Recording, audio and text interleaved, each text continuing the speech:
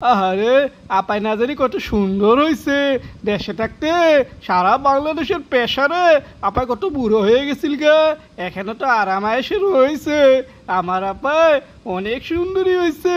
যাই যাই আঙ্গুর নেত্রীরে দেখি যাইয়া। ও নেতা, এত ইমোশনাল হলেন কিসের জন্য? কান্তাছেন কিসের জন্য? এই বেটা আর কইস না, এই চোখের পানি আনন্দের আনন্দের। ওই বেটা গত 1 বছর কত কষ্ট করে আমি কলকাতা রয়েছি, ওইদিকে আঙ্গ হাসু আপা দিল্লি রয়েছে, এখনো দেখতে পারলাম না। এবার আপায় আমারে খবর পাঠাইছে আমার সাথে দেখা দিবে।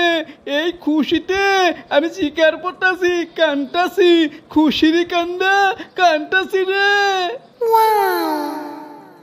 ও নেতা, কথাটা কি ঠিক হইল নাকি? আপনি এখানে কষ্ট রয়েছেন কোন দিকটা?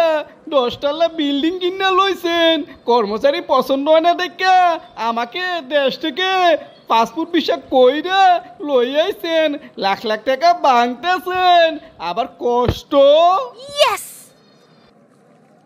এই বেটা কষ্ট না কি রে? ওই দেশে আসিলাম বলা কি আসিলাম, মন্টি আসিলাম, মন্টি। দিনে লক্ষ লক্ষ টাকা ইনকাম করতাম, এখন কি ইনকাম আছে রে? এখন টাকা খালি খরচ হইতে আছে। তারপরও আমার ছেলে নাতিরা খাইলেও শেষ হইব না, সেইটা বাদ। কিন্তু আমার টাকা দিনে আইতেছে না, এটা কি কষ্ট না রে? এই সকল কিছু বাদ দে, আমি এখন দিল্লি যাবো, দিল্লি।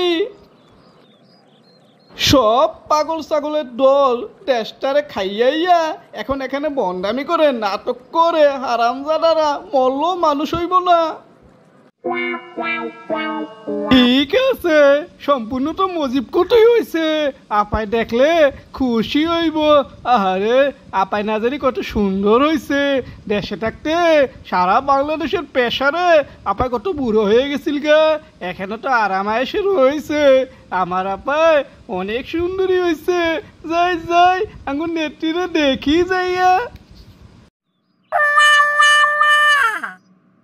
এই বুড়ি যা ম্যাডামরা ডাক্তার নিয়ে আয়।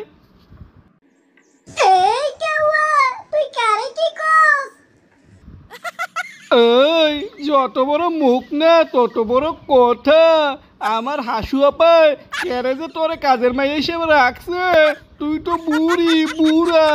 এই বুড়ি ডাক দে কইছি, তা না হলে কিন্তু তোর চাকরি আমি খাইয়া দিমু।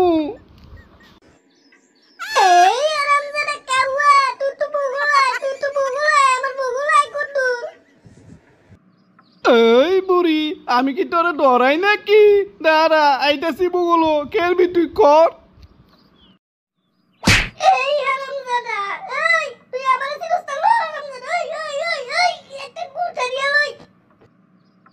ও ম্যাডাম, এটা আপনি?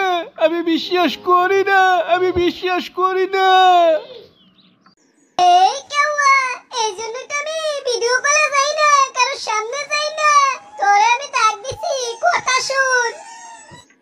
আর কি কথা শুনমু? ভাবলাম আমি আপনি সাইগা আরো পরি হইছেন, এখন তো দেখি বুড়ি হইছেন। আমি আর আপনার বগুলো নাই।